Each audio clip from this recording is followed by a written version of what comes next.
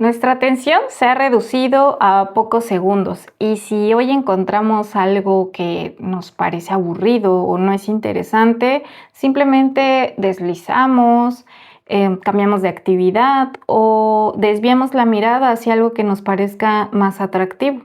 Y es que hoy, entre toda esta vorágine de notificaciones, de sobreestimulación y de ruido digital, parece casi imposible que haya espacio para la observación y también para lo que implica mirar con calma. Piensa, por ejemplo, en los insectos que se paran cerca de tu ventana en esta época del año. Probablemente pues no te fijes de qué es lo que hace, cómo se mueve o de qué colores tiene. Y es que a muchos nos pasa, pareciera que hay cosas más interesantes que ver, a prestar atención en otros seres vivos. Tanto que hoy dejamos de darle significado, sentido, o nos parece muy difícil ponerle palabras a lo que encontramos en la naturaleza. Y por eso es que hoy quiero hacer este video para platicarles sobre la observación y cómo nos puede acercar más a aquello que no es humano. Esto es Lumalogías y te doy la bienvenida a este espacio. La época en la que vivimos actualmente nos ha aislado de los entornos naturales y se nos ha vendido la idea de que somos seres humanos, más no animales.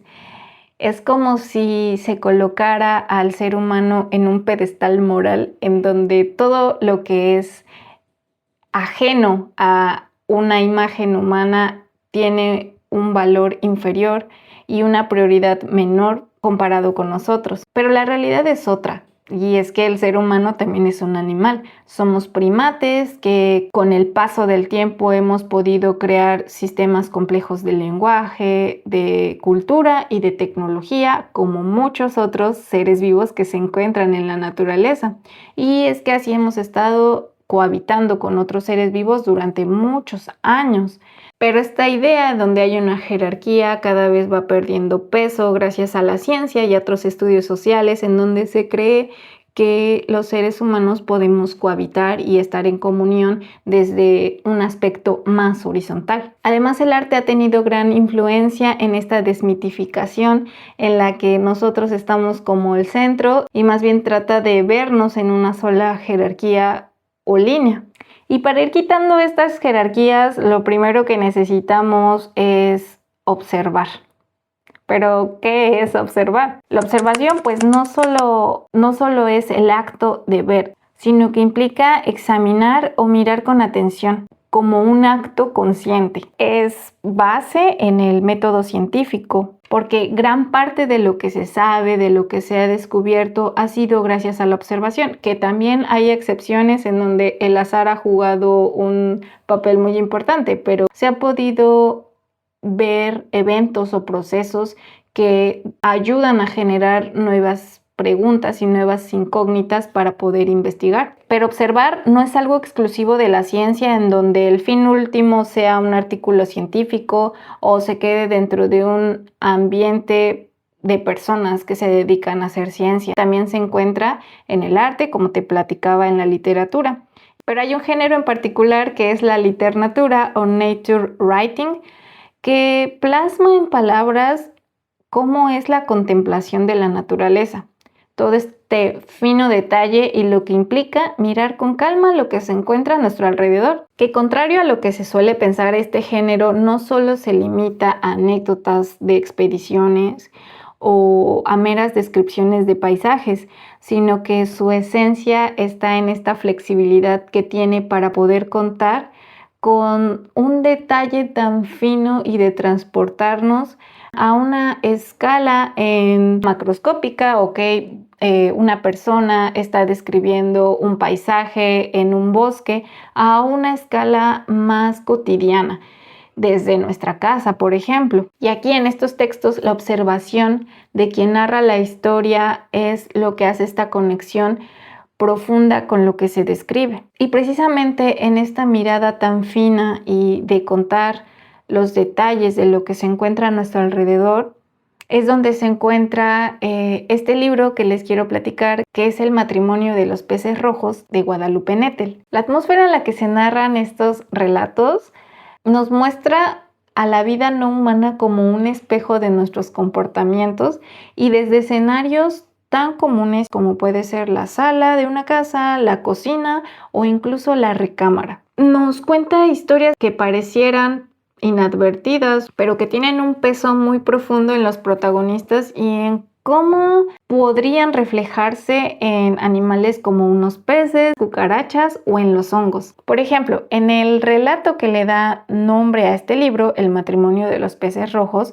nos pone en la piel de una mujer que probablemente se siente encerrada, de cómo vive una situación con su pareja, de cómo lo confronta y de cómo vive el posparto, pero además de cómo todo esto está reflejado en una interacción entre dos peces beta que tiene dentro de su pecera en su sala. Esta historia podría parecernos tierna porque se nos muestra a dos peces que son especies que son carismáticas para nosotros. Sin embargo, también se nos muestra a un lado de la naturaleza que podría parecernos repugnante o incluso asqueroso, como en el relato donde se nos muestra cómo es la adolescencia, la búsqueda de la identidad en esta etapa de la vida, pero también la forma en la que se vive el divorcio de los padres. Todo esto puede verse reflejado en la historia, en la biología de un animal que podría parecernos muy asqueroso como es la cucaracha. Este relato me ha parecido genial y muy bonito por diferentes razones.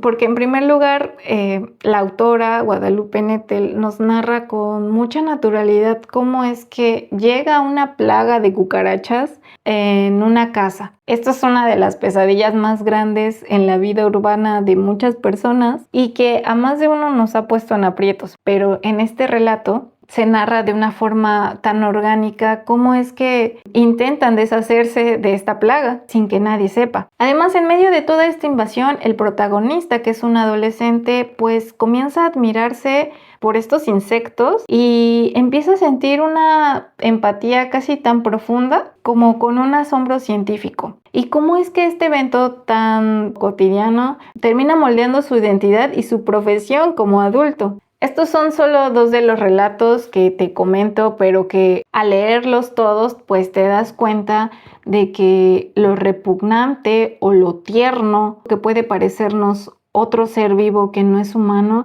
simplemente es una etiqueta que nosotros estamos poniendo pues desde una mirada antropocéntrica. Y con estos relatos me preguntaba cómo es que algo tan común que podría suceder en nuestros hogares en este momento puede convertirse a la vez en algo tan poético. Y la respuesta es que es más sencilla. Estos relatos nos obligan a repensar la forma en la que nosotros estamos observando y, claro, relacionándonos con otros seres vivos. Queremos buscar el paisaje perfecto, queremos ir a el lugar más remoto del mundo para encontrar el paisaje más instagrameable, como si no tuviéramos nada que mirar que estuviera a nuestro alcance. Hemos olvidado que puede haber estética y belleza en nuestros entornos tan cotidianos. Y esta es la razón por la que la observación se vuelve un acto de resistencia. Porque si te das cuenta, la vida no es aquello que está corriendo solo en nuestras pantallas. La vida ocurre allá afuera. Y tan sencillo como es detenerse, mirar lo que se encuentra en nuestro alrededor, como poner atención en la forma en la que está volando ese insecto que te mencionaba, o si te encuentras acostado en tu recámara y miras con atención en las esquinas, podrías ver cómo es que la araña que se encuentra ahí está tejiendo su telaraña con tanta precisión. No es necesario que seamos científicos, que tengamos una vocación científica para tener interés en eso que se encuentra justo al lado de nosotros, porque creo que observar con atención es solo una puerta que se abre a muchas otras posibilidades. Si llegaste hasta aquí, te agradezco y espero que nos veamos en el siguiente video.